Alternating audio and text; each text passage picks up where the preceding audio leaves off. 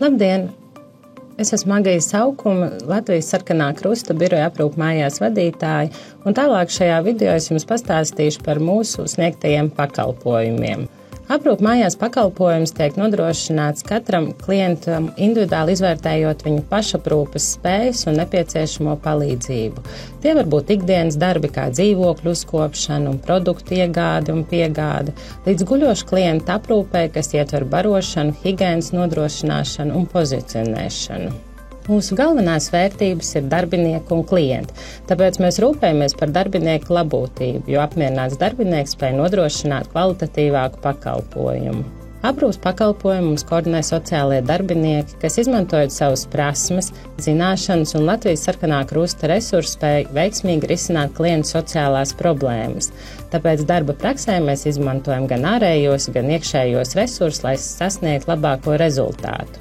Mums ir iespēja klientam nodrošināt viņam nepieciešamos pakalpojumus vienkopus, specializēto transportu, veselības aprūpi mājās, drošības pogu, tehniskos palīgu līdzekļus un arī humāno palīdzību.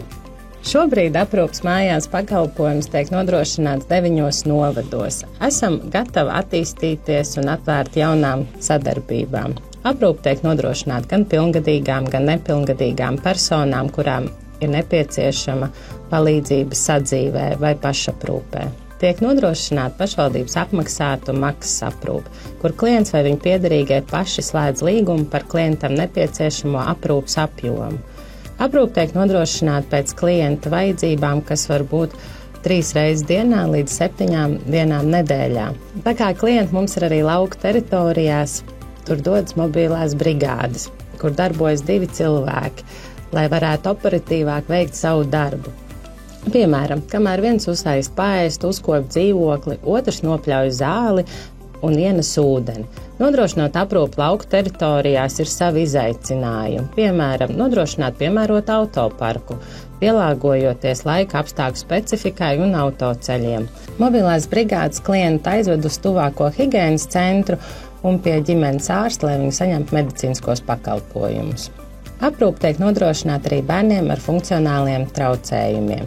Viens no pieejamiem pakalpojumiem ir atbalsta personu pakalpojums, kuru nodrošina apmācītas atbalsta personas, kuras var nodrošināt aprūpi līdz 160 stundām mēnesī pēc vajadzības. Pakalpojums ir sev pozitīvi parādījis, jo mūsu klientu ģimenes locekļi ir atgriezušies darba tirgu, ir uzlabojušās ģimenes attiecības un vide, kur viņi dzīvo. Vēl viens pakalpojums ir individualizētā aprūpe bērniem ar funkcionāliem traucējumiem, kur aprūpe tiek nodrošināta pēc klienta vajadzībām un apjomām. Tas, piemēram, var būt nedēļas nogale vai darba dienu vakar, tā vecākiem ir iespēja aprūpes pakalpojumu pielāgot savām aktivitātēm. Ikdienā mēs sadarbojamies ar vecākiem, uzklausām viņu ierosinājumus, lai nākotnē varētu attīstīt citus pakalpojumus, kas ir orientēti bērniem ar funkcionāliem traucējumiem. Viens no jaunākajiem pakalpojumiem, ko nodrošinām, ir veselības aprūpe mājās, ko sniedz reģistrēta vispārējā aprūpes māsa ar pieredzi un individuālu pieeju pacientam. Lai saņemtu pakalpojumu, nepieciešams ģimenes ārsta vai speciālista nosūtījums. Pakalpojumu nodrošinām Rīgā un Pierīgā, bet nākotnes mērķis sadarbībā ar Latvijas Sarkanā Krusta komitejām nodrošināt pa visu Latvijas teritoriju. Specializētā transporta pakalpojumu nodrošinām pa visu Latvijas teritoriju. Šobrīd mūsu autoparks sastāv no jaunām speciāli pielāgotām automašīnām, kurās ir iespējams pārvadāt gan guļošus, gan sēdošus klientus. Pakalpojumu sniedzam gan klientiem pašvaldībās, ar kurām ir līgums, gan maksas klientiem, un esam atvērti jaunām sadarbībām. Labdien, mani sauc Gvido, strādāju Sarkanajā Krustā uz specializētā transporta līdzekļa, vadītāju jau gadus 5. Man šis darbiņš ļoti patīk priekšniecība, patīk cilvēciņi, patīk klienti. Mums ir ļoti svarīgi būt mūsu iedzīvotāju tuvumā un lai mēs varētu kopā viens otram palīdzēt. Drošības pogu ir iespējams saņemt klientiem visā Latvijas teritorijā. Mūsu darbinieki atbrauks pie jums, uzstādīs drošības pogu un izstāstīs, kā pakalpojums strādā, kā arī rīkoties krīzes situācijās. Pakalpojumu ietvaros mums diennakti strādā zvanu centrs, lai klienti tiktu uzraudzīti un pēc nepieciešamības saņem sev nepieciešamo palīdzību.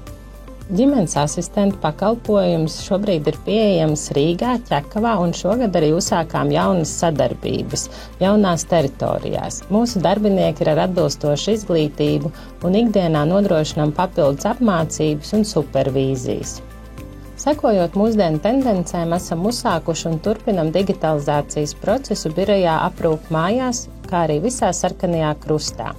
Esam izveidojuši AMUS pilnajā nosaukumā aprūpes mājās organizēšanas sistēmu, ar ko esam panākuši, ka visas klientlietas ir digitālas un visi procesi ir automatizēti. Viens no rīkiem ir aprūpes aplikācija, kur darbinieki redz savus klientus, veicamos ikdienas darbus un kur klienti ar savu parakstu apstiprina saņemto pakalpojumu. Mūsu darbinieki strādā tikai AMUSā, jo tas ir sasaistīts gan ar grāmatvedības, gan personāla vadības sistēmu, kas ļoti atvieglo ikdienas darbu un mobilitāti.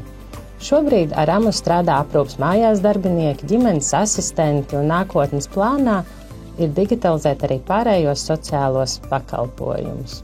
Paldies par uzmanību, un plašāk par mūsu sniegtiem pakalpojumiem varat iepazīties Latvijas Sarkanā Krusta mājaslapā, vai arī zvanot uz kādu no norādītajiem telefonu numuriem.